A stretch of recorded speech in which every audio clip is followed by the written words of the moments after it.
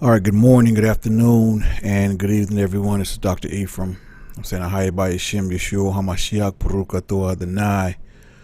If you listen to the sound of my voice, you're blessed to see another day. And for that, all praise, glory, and honor is due to the Most High God of Israel, for now and forever. All right, I'm not going to date this. I'm not sure if I'm going to upload it tonight or tomorrow or whatever the case may be, but what I'm going to talk about is a couple things. It's twofold. I saw a documentary, PBS.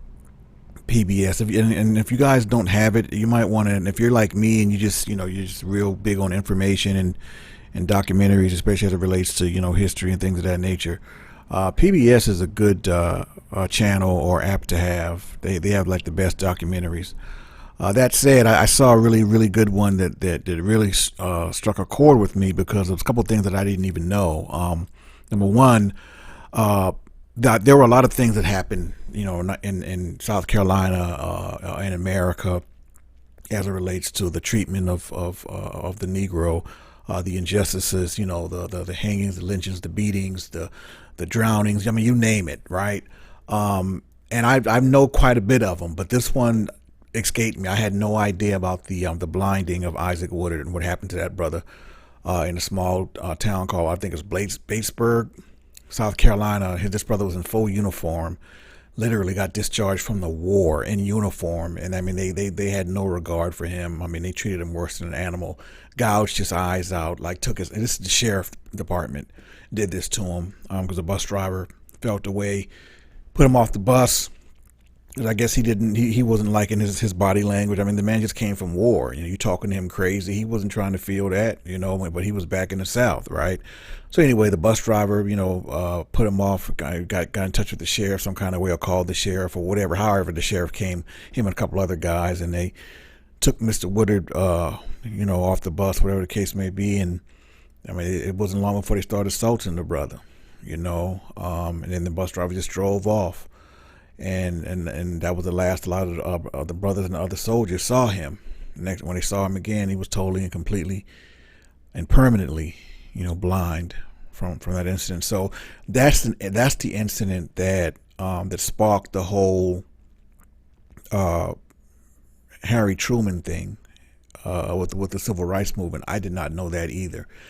I knew he spearheaded the whole movement with recognizing Israel, and the converts were able to start moving into to Israel because he spearheaded that whole movement of recognizing them as a state, Israel as a state, and they started moving en masse back in 1947. And so this whole incident with Isaac Woodard, this was in 1946, right? So this was before the whole Israel thing. I'm sorry. So something sparked in him, so not only was he's regarded by many as the quote unquote father of Israel, but as it stands, he's also the father of the civil rights movement for the Negro in America. And I had no idea of that. I was totally shocked to learn that in this documentary. That's why I love documentaries so much. And what happened was, apparently in 1944, when South Carolina, which, listen, you all know I'm from Charleston, South Carolina. I mean, that's where I'm from, born and raised. But I am not proud to say that, and for several reasons. Okay, South Carolina is just look at the history. That's all I can say. From even before the Civil War, the people here in South Carolina are horrible, man. Historically, culturally, even today, man. Like, I mean, Charleston, South Carolina is the lowest wage paying city in the entire Southeast. If you black, do not come to South Carolina, Charleston, to get a job. I promise you, you're not going to make any money. They don't pay blacks here. They don't, and you won't see blacks in any positions of authority either. It's just the way it is. It's a harsh reality. But anyway, I'm not going to go on a tangent with that. It's another topic for another day. But South Carolina, they electrocuted a 14-year-old boy, the youngest ever in the history of the United States, electrocuted him, railroaded him for a crime that he could not and did not commit, with the killing of two little white girls in Alcaloo, South Carolina. They ran his family out. He was by himself. They didn't put on no case for him. I mean, it was just, that case is so sad. They finally, his name was George Stinney Jr. This was back in June, I think June of 1944, and they electrocuted him. He was the youngest to be so. So they killed the child basically, and he had nothing to do with that crime, but they didn't care. They didn't put on no case, nothing. So anyway, posthumously, they finally was able to acquit him and so forth. But the fact is, man, it was just so wrong. So I knew about that, and like I said, several others. Of course, Emmett Till. I mean, just a lot of different cases, right? So, but I didn't know about the Isaac Woodard thing, right? So that was new to me, and then so. When I saw that documentary, The Blinding of Isaac Woodard, and I found out that Truman was actually, he got angry. So apparently George Stanley Jr. being electrocuted wasn't enough to spur him into action as far as civil rights of blacks in this country. But what hit him apparently was the fact that this brother was in full uniform. He's got back from the war. Apparently that's what triggered him into action with the whole civil rights thing. He even matter of fact, it was Truman that got rid of segregation in the armed forces, right? He started a civil rights not organization, but a civil rights board, right? He was really pushing civil rights. He gave a speech, the whole nine. So if you haven't seen that video, that documentary, definitely check that out. It's called The Blinding of Isaac Woodard. But let's get into this and see what the facts surrounding this incident with the brother, Isaac Woodard, and how it led to President Truman being the actual father of the whole civil rights movement 18 years before the Civil Rights Act of 1964 was passed. He was pushing that. So let's get it. All right. So Isaac Woodard Jr. Was born March 18th, 1919, and died September 23rd, 1992. He was a decorated African American World War II veteran.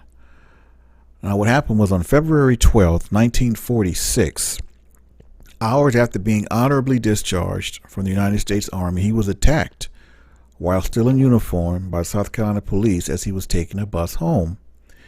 The attack and his injuries sparked national outrage and galvanized the civil rights movement in the United States. The attack left Woodard completely and permanently blind. Due to South Carolina's reluctance to pursue the case, President Harry S. Truman ordered a federal investigation. The sheriff, Linwood Shull, was indicted and went to trial in federal court in South Carolina, where he was acquitted by an all-white jury. Such miscarriages of justice by state governments influenced a move towards civil rights initiatives at the federal level. Truman subsequently established a National Interracial Commission, made a historic speech to the NAACP and the nation in June 1947, in which he described civil rights as a moral priority, submitted a civil rights bill to Congress in February of 1948, and issued executive orders 9980 and 9981 on June 26, 1948, desegregating the armed forces and the federal government. Woodard was born in Fairfield County, South Carolina, but grew up in Goldsboro, North Carolina. He attended local segregated schools, often underfunded for African Americans during the Jim Crow years. On October 14, 1942, the 23-year-old Woodard enlisted in the United States Army at Fort Jackson in Columbia, South Carolina. He served in the Pacific Theater in a labor battalion as a longshoreman and was promoted to sergeant. He earned a battle star for his Asiatic Pacific Theater campaign medal by unloading ships under enemy fire in New Guinea, and received the Good Conduct Medal as well as a Service Medal and a World War II Victory Medal awarded to all American participants. He received an honorable discharge. On February 12, 1946, Woodard was on a Greyhound Lines bus traveling from Camp Gordon in Augusta, Georgia, where he had been discharged, en route to rejoin his family in North Carolina. When the bus reached a rest stop just outside Augusta, Woodard asked the bus driver if there was time for him to use the restroom. The driver grudgingly acceded to the request after an argument. Woodard returned to his seat from the rest stop without incident, and the bus departed.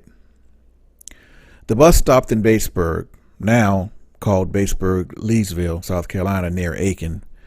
Though Woodard had caused no disruption other than the earlier argument, the driver contacted the local police, including Chief Linwood Shull, who forcibly removed Woodard from the bus. After demanding to see his discharge papers, a number of Batesburg policemen, including Shull, took Woodard to a nearby alley where they beat him repeatedly with nightsticks. They then took Woodard to the town jail and arrested him for disorderly conduct, accusing him of drinking beer in the back of the bus with other soldiers.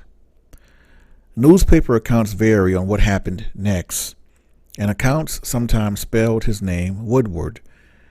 But author and attorney Michael R. Gardner said in 2003, "In none of the papers is there any suggestion there was verbal or physical violence on the part of Sergeant Woodard.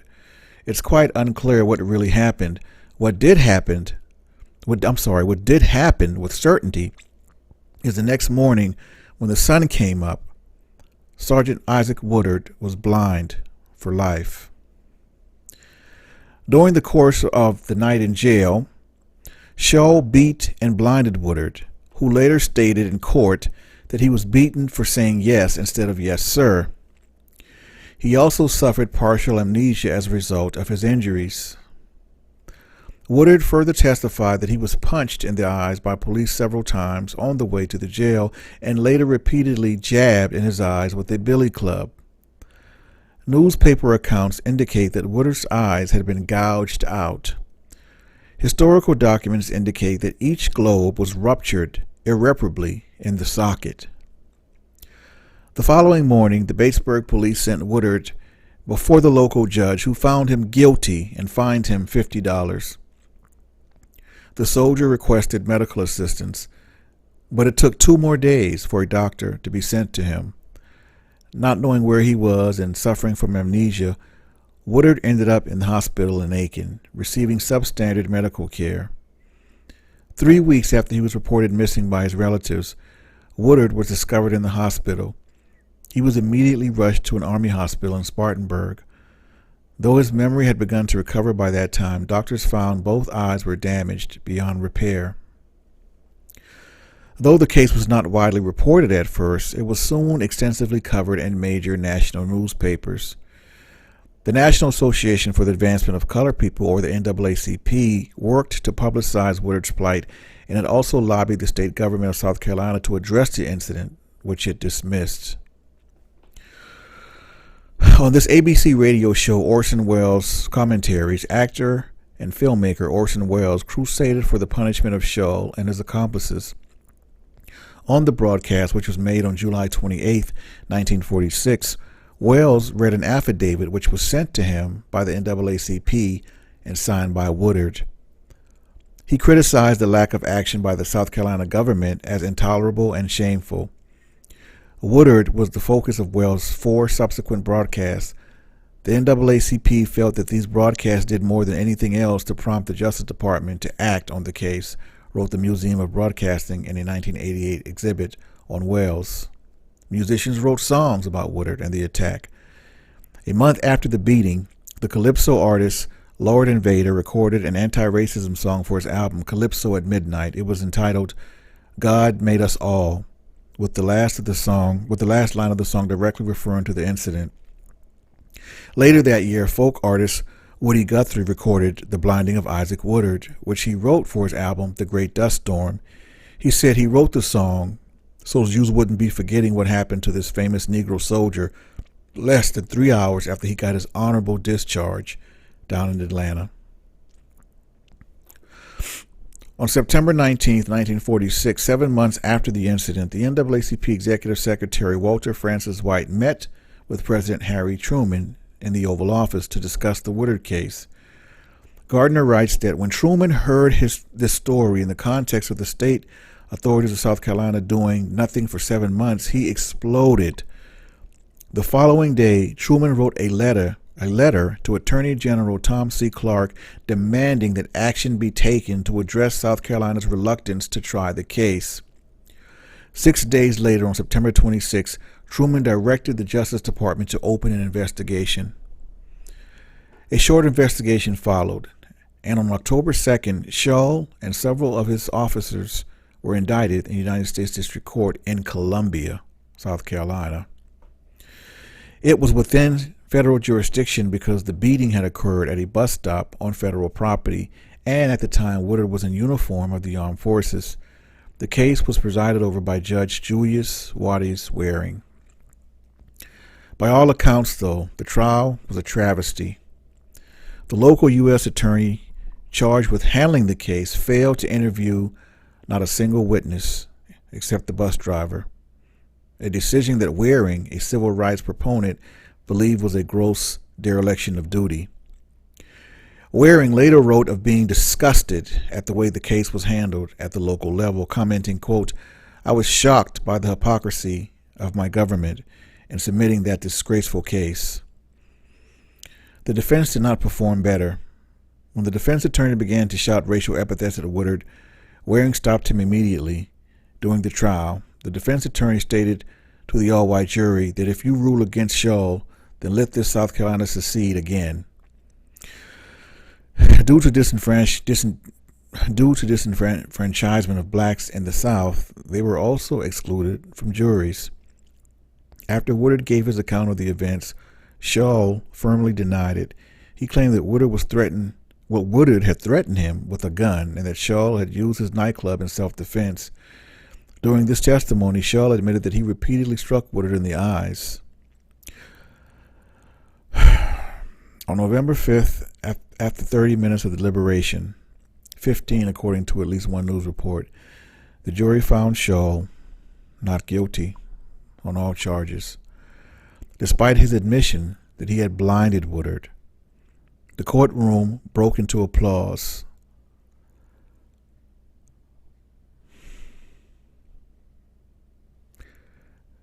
Wow.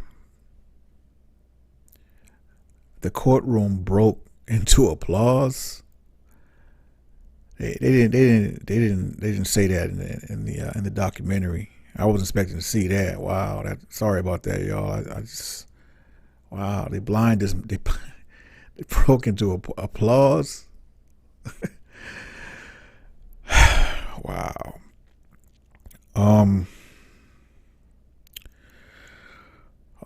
Shoot, man. Okay. The failure to convict Shull was perceived as a political failure by the Truman administration. Shull was never punished, dying in Batesburg on December 27, 1997, at the age of 95. Woodard, he moved north after the trial during the Second Great Migration and lived in the New York City area for the rest of his life. He died at age 73 in the VA hospital in the Bronx on September 23, 1992. He was buried with military honors at the Calverton National Cemetery, Section 15, Site 2180 in Calverton, New York. And this is the government that he put his life on the line for, the country that he put his life on the line for in the war, and that's how they did him. It's one thing that this brother was treated the way he was when he was back in the South. For at least the hate and the vitriol that blacks received back then was understandable, but for the government to put on such a shoddy case to protect him, the Department of Justice, man, I mean, words can't even express, man, how foul that was. As this brother put his life on the line, it just goes to show that even with blacks doing that, putting their lives on the line for this country, they still weren't regarded as equal. They still weren't regarded as their life meaning anything, as their life mattering. And that's what's truly sad, man. And in the documentary, he said after he heard the verdict, he went back to his hotel room and he just cried. And he said, "I don't blame anybody. I just feel bad, man. You know, I just feel bad." That's what the brother said, man. So, in December 1946, after meeting with White and other leaders of the NAACP, and a month after the jury acquitted Shaw, Truman established the Civil Rights Commission by Executive Order 9808, a 15-member interracial group including the president of General Electric, Charles E. Wilson, academics such as John Sloan Dickey from Dartmouth College, and Sadie Tanner Alexander, a black attorney for the city of Philadelphia, as well as other activists. He asked them to report by the end of 1947.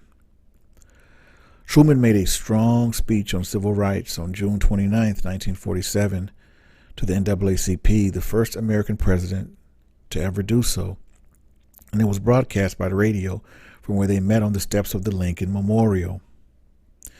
The president said that civil rights were a moral priority, and it was his priority for the federal government. He had seen by Woodard's and others' cases that the issue could not be left to state and local governments, he said.